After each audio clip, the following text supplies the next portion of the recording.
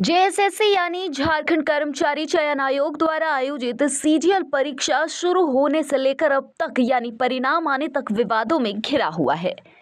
आज एक बार फिर नामकुम में जेएसएससी कार्यालय के पास छात्रों का उग्र प्रदर्शन देखने को मिला। पुलिस के द्वारा लाठियां भी बरसाई गई। सीजीएल परीक्षा का परिणाम आने के बाद अभ्यर्थियों का डॉक्यूमेंट वेरिफिकेशन की प्रक्रिया कार्यालय में शुरू हो चुकी है।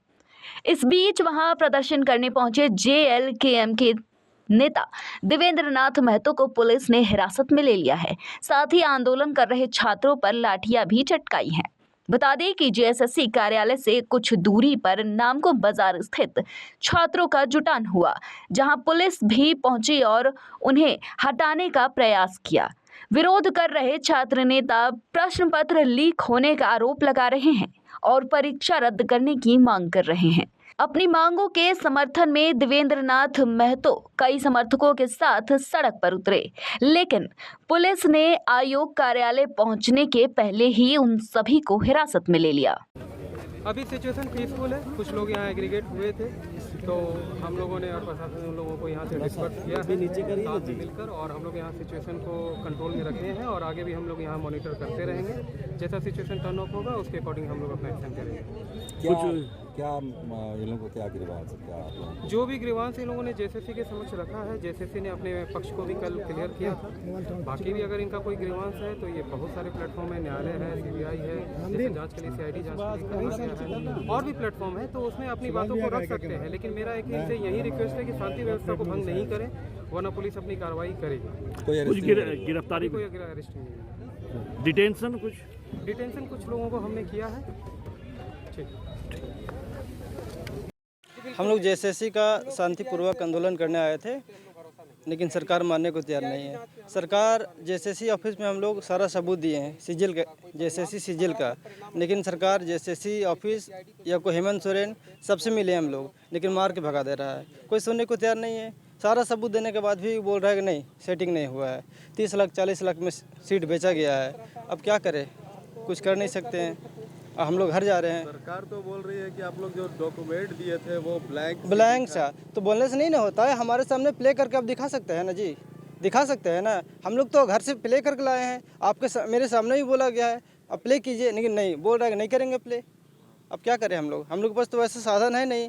हम लोग आतंकवाद नहीं है, किसी को मार सकते हैं, लेकिन पुलिस एक गोली के दम पे, डंडा के दम पे मारना चाहती है। अब क्या करें, कुछ कर नहीं सकते। अब गरीब आदमी मरने के अलावा दूसरा कोई विकल्प नहीं बच रहा है हेमंत सोरेन में।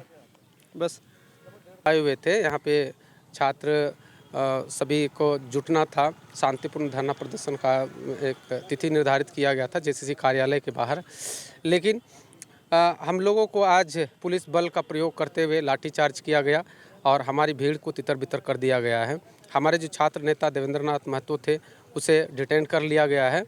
और सरकार को देखिए, सरकार जिस प्रकार का रवैया अपना रही है, इससे दमनकारी पूरी नीति कह सकते हैं, इसको दमनात्मक कार्रवाई की जा रही है।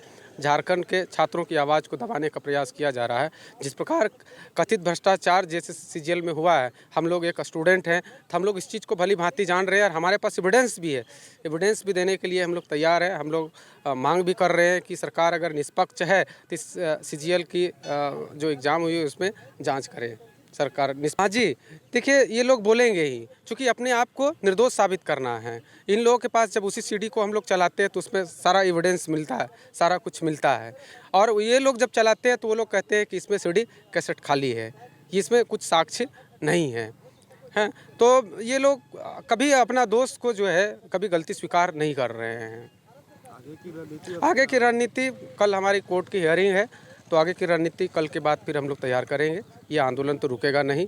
हम लोग या तो सरकार अगर निष्पक्ष है तो सीबीआई की जांच करे, हम लोग आंदोलन को स्थगित करेंगे। जांच में जो भी साक्ष्य, सीआईडी को हम लोग मानने के लिए तैयार नहीं है। इससे पहले भी एसआईटी टीम गठित की गई थी इसी एग्जाम के लिए, लेकिन उसका अभी प्रमाण क्या आया है, उसका साक्ष्य अभी तक क्या निकल करके आया, कोई परिणाम सही निकला नहीं है। तो इसलिए सरकार द्वारा जो भी जाँच कमेटी गठित की जाती है, जो सरकारी एजेंसी यहाँ की है, हम लोग इस पे भरोसा नहीं करेंगे। सेंट्रल एजेंसी जो भी है, सीबीआई है, हम उसकी मांग करते हैं, उसके लिए हम लोग एग्री हैं, उसका सीबीआई जांच हो।